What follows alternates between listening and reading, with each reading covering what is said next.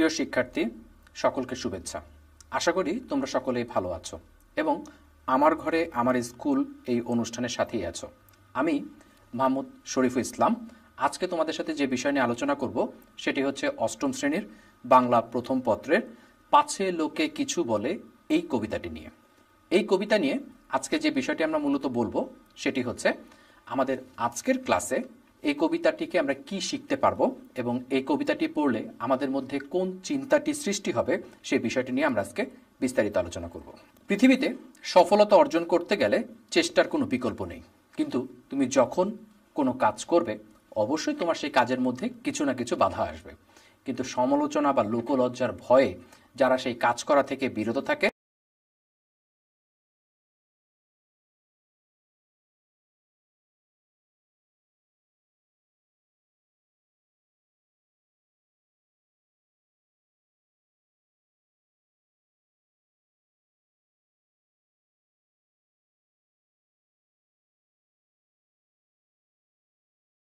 তার থেকে তারা মুক্ত হওয়ার চেষ্টা করবে। তাহলে কিন্তু আমরা এখানে দুটো জিনিস দেখছি। একটা হচ্ছে নিঃসংকোচভাবে নিজের জীবন পথেই তোমাকে চলতে হবে। দ্বিতীয়ত যে কাজটি সেটা হচ্ছে তোমাকে নিয়ে কে কি ভাবলো সেটি নিয়ে কিন্তু ভাবার তোমার কোনো দরকার নেই। তোমাকে যে কাজটি করতে হবে সেটি হচ্ছে তুমি তোমার উদ্দেশ্য মতো তোমার লক্ষ্যে পৌঁছাবার জন্য যা করার দরকার তুমি সেইটাতেই চেষ্টা করবে এবং চেষ্টার মধ্য দিয়ে ইনশাল্লাহ তোমার জীবনে সফলতা আসবে। আমরা প্রথমেই এই কবিতার কবি পরিচিতি একটু দেখে নেই। কবি কামিনী রায় 1864 সালে অক্টোবর মাসে বরিশালের বাসন্ডা গ্রামে জন্মগ্রহণ করেন এবং 1886 সালে কলকাতার বেতুন কলেজ থেকে সংস্কৃতিতে অনার্স করেছেন এবং ওই কলেজে অধ্যাপনায় নিযুক্ত হন। কামিনী রায়ের কবিতায় রবীন্দ্রনাথের প্রভাব স্পষ্ট। আমরা দেখতে পাই রবীন্দ্রনাথ সমবর্তী বা সমকালীন সময়ে কামিনী রায় জন্মেছেন এবং তার কবিতায় রবীন্দ্র প্রভাব থাকা স্পষ্ট। এবং এটার একটি কারণ হচ্ছে রবীন্দ্রনাথ ঠাকুর বাংলা সাহিত্যে সে সময় এত বেশি শক্ত অবস্থানে ছিলেন এবং বাংলার কবিতা, গল্প, নাটক, উপন্যাস, প্রবন্ধ সকল ক্ষেত্রেই কবি রবীন্দ্রনাথ ঠাকুরের যে ভূমিকা ছিল সেই ভূমিকাকে তার সমকালীন যে কবিরা আছেন তারা কেউ অস্বীকার করতে পারেননি। এরপরে আনন্দ বেদনার সহজ সরল প্রকাশ তার কবিতাকে তাৎপর্যমণ্ডিত করেছে এবং তার লেখা ছোটদের কবিতা সংগ্রহের নাম গুঞ্জন। কলকাতা বিশ্ববিদ্যালয় তাকে জগত্তারিণী পদকে ভূষিত করে। 1933 সালে 27 সেপ্টেম্বর তার মৃত্যু হয়। এই অধ্যায়টি যখন আমরা পড়ব তখন আমাদের কাছে কিছু কঠিন শব্দ আসবে, আমরা একটু দেখে নিই। সদা মানে হচ্ছে সবসময়, সংশয় মানে হচ্ছে দ্বিধা, সংকল্প হচ্ছে মনের দৃঢ় ইচ্ছা। সংশয় সংকল্প সদা টলে, মনের দৃঢ় ইচ্ছা পূরণ করায় বাধা যে তৈরি হয় সেটি। শুভ্র মানে সাদা, এখানে পরিষ্কার বা অমলিন অর্থে ব্যবহার করা হয়েছে। যবে যখন, প্রশমিতে উপশম করতে নিবারণ করতে, প্রশমিতে পারে ব্যথা, যন্ত্রণার উপশম ঘটাতে পারে। উপেক্ষা গ্রাহ্য না করা, অবহেলা করা, গুরুত্ব না দেওয়া। ছল হচ্ছে ওজর বা বিভিন্ন রকমের ছুতা দেওয়া। ম্রিয়মান কাতর বা বিষাদগ্রস্ত। এই কবিতাটিতে তুমি যখন পড়বে, কবিতাটি পড়ার আগে শিক্ষার্থী বন্ধুরা তোমরা অবশ্যই এর যে শব্দার্থ অংশ আছে সেই শব্দার্থ বা টিকা অংশটা তোমরা খুব ভালো করে বুঝে নিবে, কারণ এটি যদি তোমাদের জানা থাকে তাহলে কবিতাটি পাঠ করার সময় তোমাদের কাছে একটি অন্যরকম আনন্দ উপলব্ধি হবে। আমরা পরবর্তীতে সরাসরি মূল কবিতায় চলে যাচ্ছি।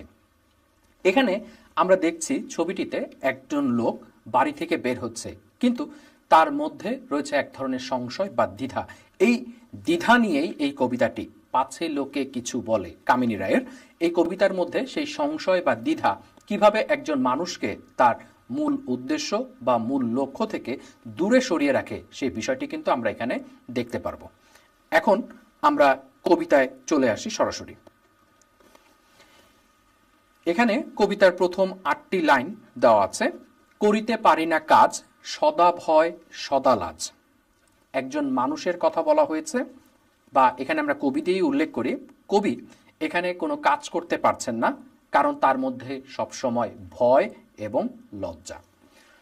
একটা কথা তোমাকে সবসময় মনে রাখতে হবে শিক্ষার্থী বন্ধুগণ, যে জীবনে সফলতা অর্জন করতে হলে লজ্জা ও ভয় এই দুটোকে অতিক্রম করেই তোমাকে চেষ্টা করতে হবে। কারণ তুমি যখন কোনো কাজ করবে তোমার সামনে বাধা আসবে, তোমার সামনে পরাজয় আসবে, কিন্তু তাতে তুমি যদি ভয় বা লজ্জা পেয়ে তুমি আর সেই কাজটি না করো, কখনো কিন্তু তুমি তোমার যে অভিষ্ট লক্ষ্য বা গন্তব্য সেখানে তুমি কিন্তু কখনো পৌঁছাতে পারবে না। সংশয় সংকল্প সদা টলে, পাছে লোকে কিছু বলে।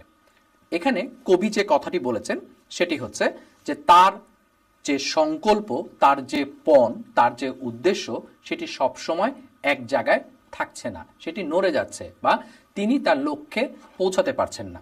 কারণ মানুষ তাকে কি নিয়ে সমালোচনা করবে, মানুষ তাকে নিয়ে কি ভাববে, সেই সমালোচনার ভয়কে তিনি খুব ভয় পান।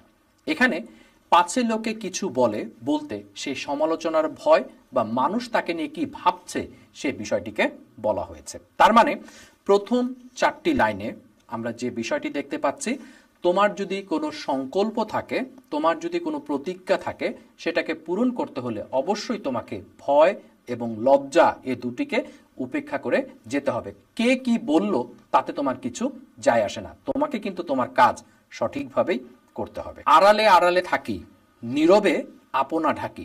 কবি নিজেকে আড়ালে রাখেন, মানুষের সামনে আনেন না। কারণ মানুষের সামনে যখন তুমি আসবে তখন তোমার কিছু ভুল ত্রুটি অন্যের চোখে ধরা পড়বেই, এটা খুব স্বাভাবিক।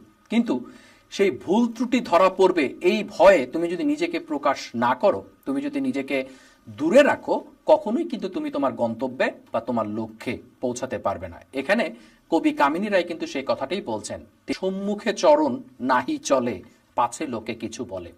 আমাদের সমাজে কিছু লোক আছে যাকে নেতৃত্ব দিতে হয়, যারা নেতৃত্ব দানকারী, তাদের কিন্তু কখনোই পিছনে তাকালে চলবে না। তাদেরকে নিয়ে কে কি ভাবলো, কে কি বলল, সেটা কিন্তু তার উদ্দেশ্য নয়। তার জীবনের যে মহৎ উদ্দেশ্য সেটাকে পূরণ করতে হলে তাকে সামনে অগ্রসর হতে হবে। আমরা যে এই 8টি লাইন পড়লাম, এই 8টি লাইন পড়ার পরে আমাদের মধ্যে একটি মূল বিষয় কিন্তু আমরা দাঁড়া করাতে পারি। সেটি হচ্ছে, আমরা একটু স্লাইডে দেখব, সংশয় ও সমালোচনার ভয় উপেক্ষা করে আমাদেরকে কিন্তু সংকল্পে পৌঁছাতে হবে। অর্থাৎ তুমি যখন তোমার কোনো অভীষ্ট লক্ষ্যে পৌঁছাতে চাও, তখন কিন্তু তোমাকে সবসময় সেই সংশয় বা সংকল্পের কথা ভুলে গেলে চলবে না। প্রিয় শিক্ষার্থী বন্ধুরা, আমরা পরবর্তী স্লাইডে যে বিষয়টি দেখব সেটি হচ্ছে কবিতার পরের 8টি লাইন। সবাইকে পরের 8টি লাইন আমরা একটু স্ক্রিনে দেখি। হৃদয়ে বুদবুদ মতো ওঠে শুভ্র চিন্তা কত। এখানে শুভ্র চিন্তা বলতে স্বচ্ছ চিন্তাকে বলা হয়েছে, ভালো চিন্তাকে বলা হয়েছে। কবির হৃদয়ে বুদবুদের মতো বা বাবলের মতো অনেক ভালো চিন্তা আসে, কিন্তু সেই চিন্তাগুলো কিন্তু সে বাস্তবে রূপদান করতে পারে না। কিভাবে? মিশে যায় হৃদয়ের তলে, পাছে লোকে কিছু বলে। আমাদের সমাজে অনেক মানুষ আছে যারা অন্যের জন্য কিছু করতে চায়, অন্যের ভালো চায়, অন্যের মঙ্গল চায়। কিন্তু অন্যের মঙ্গল চাইলেও তোমাকে যে কাজটি করতে হবে সেটি হচ্ছে সেই কাজটির সাথে তোমাকে একনিষ্ঠভাবে লেগে থাকতে হবে। কিন্তু তুমি যদি অপরের সমালোচনার ভয়ে, অপরের কি বলবে সেই চিন্তা করে তুমি যদি সেই কাজটি না করো, তোমার সেই ভালো চিন্তাগুলো যেখান থেকে এসেছিল আবার সেখানেই হারিয়ে যাবে। অর্থাৎ তুমি কিন্তু তোমার অভীষ্ট লক্ষ্যে পৌঁছাতে পারবে না।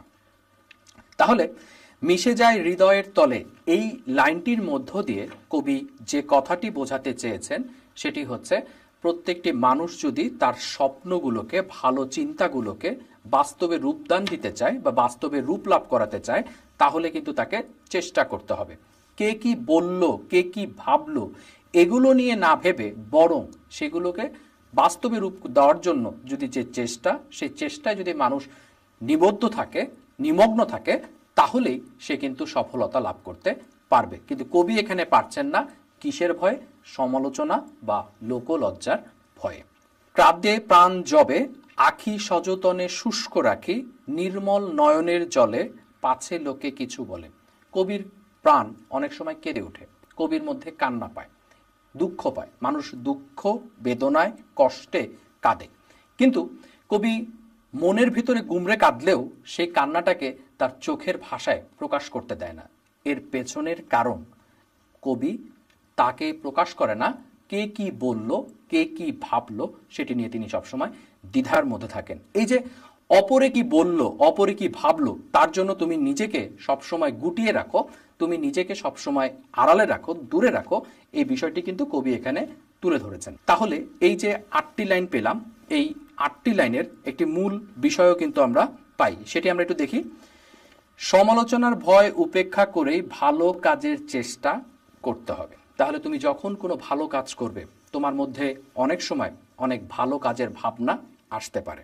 সেই ভাবনাগুলোকে তোমাকে বাস্তবে রূপদান করতে হলে অবশ্যই তোমাকে যে কাজটি করতে হবে সেটি হচ্ছে সবসময় নিজেকে প্রকাশ করতে হবে। নিজেকে প্রকাশ করতে গিয়ে অনেক সময় তোমার ভুল ত্রুটি হতে পারে, কিন্তু সেই ভুল ত্রুটিকে সমালোচনার ভয়ে যদি তুমি সবসময় আড়ালে রাখার চেষ্টা করো এবং তুমি নিজের কাজ থেকে দূরে থাকো, তাহলে তুমি কিন্তু কখনোই সফলতার যে দ্বার প্রান্ত, সে দ্বার প্রান্তে পৌঁছাতে পারবে না। আমরা এই কবিতার যে পরবর্তী 8 লাইন আছে সেটা একটু দেখব। একটি স্নেহের কথা প্রশমিতে পারে ব্যথা। কখনো কখনো মানুষ যখন বিপদগ্রস্ত হয়, তাকে সামান্য একটি উপদেশ, সামান্য একটি ভালো কথা, একটু ভালোবাসা তাকে তার দুঃখটাকে দূর করাতে পারে। চলে যাই উপেক্ষার ছলে, পাছে লোকে কিছু বলে। কিন্তু কবি কিন্তু এখানে নিজের মধ্য দিয়ে যে জিনিসটিকে প্রকাশ করছেন সেটি হচ্ছে যে মানুষকে তিনি সামান্য সমবেদনার কথা জানালে সেই দুঃখটা দূর হতে পারত, কিন্তু তিনি তা করতে পারছেন না। সেখানেও কিন্তু তিনি ভয় করছেন সমালোচনার। তাহলে আমাদেরকে যে জিনিসটা মাথায় রাখতে হবে সেটি হচ্ছে সমালোচনার ভয়ে যদি কোনো কাজ করা থেকে আমরা বিরত থাকি, তাহলে কিন্তু আসলেই আমাদের কাজটা আর করা হয়ে উঠবে না। এখানে মানুষের প্রতি যে স্নেহ মমতা আমাদের প্রদর্শন করা দরকার, সমস্ত লোকলজ্জা বা মানুষ কি বলবে সেই ভয়কে উপেক্ষা করেই আমাদের সেই কাজটি করা উচিত। কেননা একজন মানুষের প্রতি আমরা সমবেদনাশীল হলে বা একজন মানুষকে আমরা যদি প্রকৃত সমবেদনা জানাতে পারি, তাহলে কিন্তু তার দুঃখ কষ্ট অনেকাংশে কমে যায়। আমরা পরের 4 লাইনে দেখব। মহৎ উদ্দেশ্যে যবে একসাথে মিলি সবে, পারে না মিলিতে সেই দলে, পাছে লোকে কিছু বলে। এখানে যে কথাটি বলেছে, তুমি যখন কোনো মহৎ উদ্দেশ্যে কোনো এক জায়গায় একসাথে কাজ করতে হবে, কারণ দলগত কাজের মধ্য দিয়ে সহজে সফলতা আসে। কিন্তু আমাদের সমাজের এক শ্রেণীর মানুষ আছে, তারা সেই বৃহৎ জনগোষ্ঠীর সাথে মিশে একসাথে কাজ করতে পারে না, কারণ দলগত চেতনায় অন্য কি ভাববে, অন্য কি বলবে, সেই ভয়ে তারা সবসময় আতঙ্কিত থাকে এবং এই আতঙ্ক থেকেই তারা কিন্তু মূল কাজটি থেকে দূরে থাকছে, দূরে সরে যাচ্ছে। তাহলে এখানে মূলত কবি যে কথাটি বলতে চেয়েছেন সেটি হচ্ছে যে তোমাকে যখন কোনো দলগত কাজ করতে হবে, সেই দলগত কাজের ক্ষেত্রে সব সময় মনে রাখতে হবে যে পেছনে মানুষ তোমাকে অনেক সমালোচনা করতে পারে, মানুষ তোমাকে নিয়ে অনেক কিছুই বলতে পারে, কিন্তু সেগুলোকে তুমি পাত্তা না দিয়ে তুমি তোমার নিজের কাজের প্রতি একনিষ্ঠ থাকবে। তাহলে আমরা যে এখানে যে 8টি লাইন পেলাম, এই 8টি লাইনের মধ্যে আমরা স্লাইডে দেখছি এটার একটা সংক্ষিপ্ত কথা আমরা বলতে পারি, বা এটার একটা মূল যে বিষয় সেটাকে আমরা এভাবে দেখতে পারি। পরোপকার ও দলগত কাজে সফলতাকে অর্জন করতে হলে বাধা বিপত্তি উপেক্ষা করতে হবে। তাহলে প্রিয় শিক্ষার্থী বন্ধুরা, তোমরা যখন কোনো কাজ করবে, সেই কাজে যদি তোমরা সফলতা চাও, তোমরা নিজেদেরকে অন্যের সামনে মেলে ধরতে চাও, তুলে ধরতে চাও, তাহলে কিন্তু তোমাকে সব সময় মানুষ কি বলল, মানুষ কি ভাবলো সেটা দিয়ে না ভেবে বরং নিজের কাজের প্রতি তোমার একনিষ্ঠ হওয়াটা জরুরি। আমরা এই কবিতার শেষ যে 4 লাইন আছে সেই 4 লাইনে যাচ্ছি। বিধাতা দিয়েছেন প্রাণ, থাকি সদা ম্রিয়মান। এখানে একটা কথা কিন্তু আমি আগেই বলে নিই, তুমি যখন কবিতাটি পড়বে, কবিতাটি পড়ার সময় তোমাকে এর শব্দার্থগুলো প্রথমেই পড়ে নিতে হবে, কারণ শব্দার্থ জানা থাকলে তুমি খুব সহজে এই কবিতাটি উপলব্ধি করতে পারবে। বিধাতা আমাদের প্রত্যেকের মধ্যেই জীবন দিয়েছেন, প্রাণ দিয়েছেন। এখানে প্রাণ শুধু প্রাণ বোঝায়নি, এখানে কেবল তোমার আয়ুকে বোঝায়নি, এখানে তোমার জীবনী শক্তি বোঝাতে প্রাণ শব্দটিকে ব্যবহার করা হয়েছে। থাকি সদা ম্রিয়মান, ম্রিয়মান বলতে বিষাদগ্রস্ত, কাতর বুঝিয়েছে। তাহলে সৃষ্টিকর্তা আমাদেরকে জীবনী শক্তি দিয়েছেন, কিন্তু সেই জীবনী শক্তিকে কাজে না লাগিয়ে আমরা সব সময় বিষাদগ্রস্ত থাকি, ম্রিয়মান থাকি। এই যে যে আমাদের মধ্যে বিষাদ, আমাদের মধ্যে যে কষ্ট ভাবনা, দুঃখ ভাবনা, যে হতাশা, সেই বিষয়টা কিন্তু এখানে কবি উল্লেখ করছেন। শক্তি মরে ভীতির কবলে, পাছে লোকে কিছু বলে। প্রত্যেকটি মানুষের মধ্যে কিছু করার ক্ষমতা আছে, যেটাকে আমরা ইনার স্পিরিট বলে থাকি। এই মানুষের যে আত্মশক্তি, সেটা কত শক্তি, সেটা তুমি যতক্ষণ পর্যন্ত সেটাকে কাজে লাগাতে না পারবে, তুমি তোমার সেই অসীম শক্তির ক্ষমতা উপলব্ধি করতে পারবে না। কিন্তু তুমি যদি সমালোচনা ও লোকলজ্জার ভয়ে তোমার নিজের সেই অন্তরাত্মার শক্তিকে কোনো কাজে না লাগাও, তাহলেই কিন্তু তুমি কখনোই সফলতার দ্বার প্রান্তে পৌঁছাতে পারবে না। কোনো কাজ করতে গেলে কেউ অনেক সময় দ্বিধাগ্রস্ত হয়, কে কি মনে করবে, কে কি সমালোচনা করবে, এই ভেবে তারা বসে থাকে। এর ফলে কাজ সামনে যায় না বা এগোয় না। যারা সমাজে অবদান রাখতে চান তাদের দ্বিধা করলে চলবে না, দৃঢ় মনোবল নিয়ে লোকলজ্জা ও সমালোচনাকে উপেক্ষা করতে হবে। মানুষের কল্যাণে মহৎ কাজ করতে হলে ভয়ভীতি সংকোচ উপেক্ষা করে সামনে এগিয়ে যেতে হবে। আমরা এই অধ্যায় থেকে এই বিষয়টিকে পাচ্ছি, তোমরা স্ক্রিনে এটির মূল বিষয়টি দেখে নিবে। এখন তোমাদের জন্য ছোট্ট একটু বাড়ির কাজ। বাড়ির কাজটি হচ্ছে, জীবনতে সফলতা অর্জনে সমালোচনা ও লোকলজ্জা উপেক্ষা করা জরুরি কেন।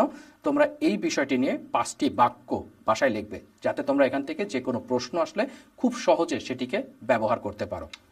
প্রিয় শিক্ষার্থী বন্ধুরা, আমাদের আজকের এই কবিতাটি, আমি আশা করি তোমাদেরকে কবিতাটি বুঝতে সহযোগিতা করবে, এবং আমাদের এই ক্লাসটি তুমি যদি মনোযোগ দিয়ে শোনো, তাহলে এই কবিতা থেকে যে কোনো চরণ সম্পর্কে তুমি খুব ভালো করে জানতে পারবে। তবে যদি আমাদের ক্লাসটা তোমার ভালো লেগে থাকে, তাহলে আমার ঘরে আমার স্কুল এই অনুষ্ঠানের যে তোমার ইউটিউব পেজ এবং ফেসবুক পেজ আছে, সেখান থেকে তুমি আর পুনঃপ্রচার দেখতে পারো। এছাড়া কিশোর বাতায়নও তুমি এটিকে পাবে। এছাড়া এই অনুষ্ঠান সম্পর্কে তোমার যদি কোনো সুচিন্তিত মতামত থেকে থাকে, স্ক্রিনে দেওয়া যে মেইল অ্যাড্রেস আছে, ইমেইল অ্যাড্রেসে তুমি তোমার মতামতকে দিতে পারো। ধন্যবাদ সবাইকে। আশা করি তোমরা ভালো থাকবে এবং আমার ঘরে আমার স্কুল এই অনুষ্ঠানের সাথেই থাকবে।